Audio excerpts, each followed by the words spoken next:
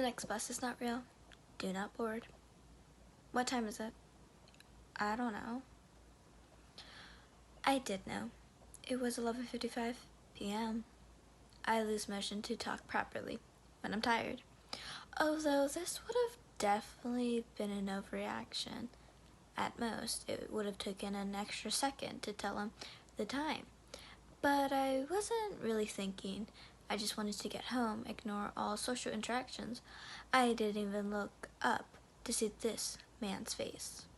He left without saying anything, limping as he walked, leaving me alone at the bus stop, waiting for the final departure of the night. A minute past midnight was the usual time on the schedule, although it's almost always late, despite only ever having a few passengers at most. My late shift at work had me used to these empty hours of the night. This specific part of town lacked in nightlife entirely, leaving little reason to be out after dark. The shops were long gone closed, waiting for the bustling environment of the next morning. Until then, they remained silent. Some had their lights on all night long, spilling echoes of life into an otherwise interactive street.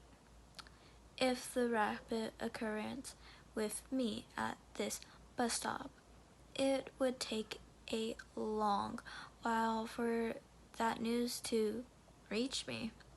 As I continued waiting for ever late, never arriving bus, these are the kind of thoughts I would have as I wait in the dark for the bus.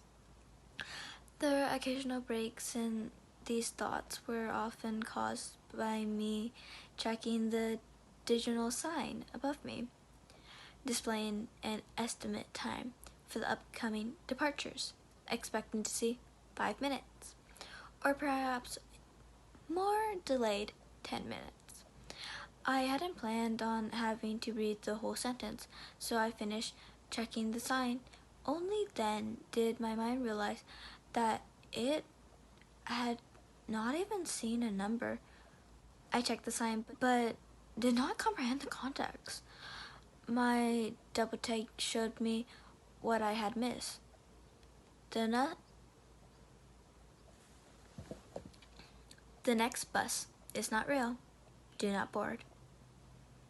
I stared for a moment before I looked around. As I expected, I do not know. Perhaps some pranksters giggling at their work, or more sinisterly, a shadowy figure looming over the guide of this paranormal event. Nothing. I saw nothing. The same street I had become familiar with had nothing new. It remained empty with me as its only sign of life. So I waited. It was 11:59 p.m. by this point, so only 2 minutes remained. On time for what have seemed like the first time ever the bus arrived. A single minute past midnight, and there was pulling around the corner approaching the stop. I put my hand out to signal I need to board, feeling relieved that my only way home hadn't been canceled. But the bus approached. I noticed the dark interior. The headlights were on, but the lights inside were all off. I could not make out whether any passengers were on board, or even who the driver was. Being a regular, I know most of the final route drivers, but this time it was anybody's guess. I got into the bus, putting down the same change I always do. Bit dark, isn't it? Nobody replied. As the doors closed behind me, the bus continued its way forward. I smiled awkwardly despite knowing that the driver could not see me. I found a seat.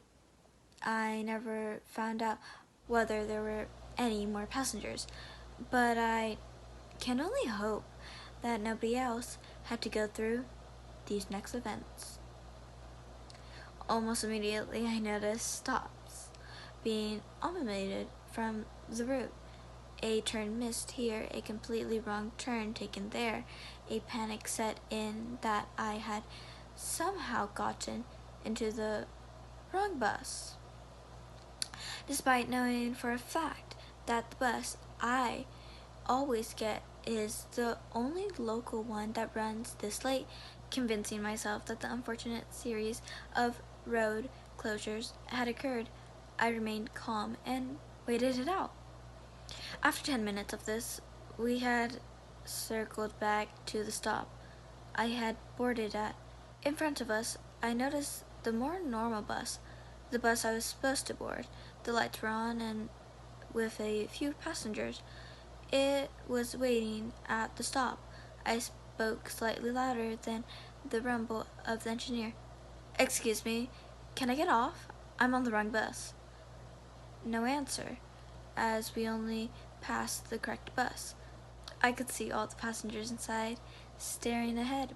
My gaze followed theirs, meeting at the ambulance, parked just slightly in front. A small group of paramedics leaned down in the beam of the bus headlights, surrounding a body on the floor. I couldn't make out the body's face, as it was just out of sight, although one leg looked twisted. The passengers looked distraught. The bus driver stood ahead of the paramedics. I stood up. "I need to leave at the next stop." As I spoke, I pressed the bell, and the only sign of internal light lit up at the front of the bus, stopping. The sign immediately turned off. Subsequential bell pressed. Neither made the sound nor lit up the sign. "I need to..." The bus sped up suddenly, to force pushing me back into my seat. As I tried to stand up again, the wheels screeching as they turned a sharp corner without seeming to slow down at all. Again, the force pushed me back down. The speed continued to rise. The wheels on the bus went faster and faster until the outside world suddenly became blurry.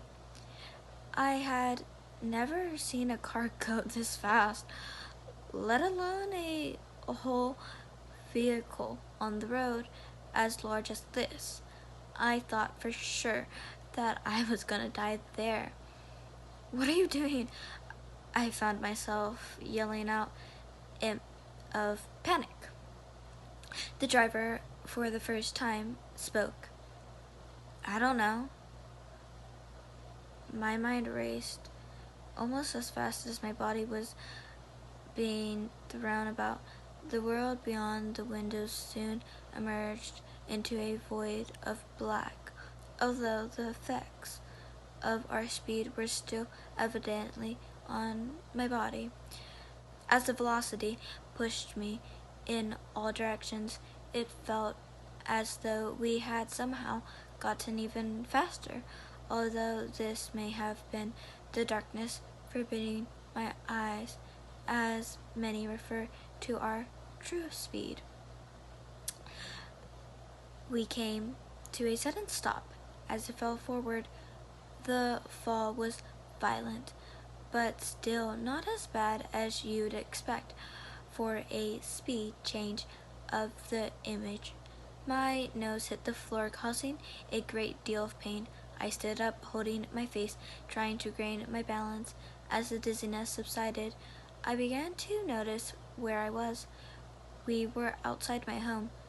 The bus stopped. I got off at this a 5-minute walk from here, yet here we were, directly outside of my house. The doors gently opened. Despite my desire to leave as fast as possible, I found myself walking to the front of the bus. As I reached for the door, I stopped. Turning around slowly to face the still swathed in darkness bus driver, I spoke, as I always do. "Thank you." I stepped into the pavement outside as the doors closed behind me, followed by the bus driving forward into the darkness. I looked down at my watch. A minute past midnight.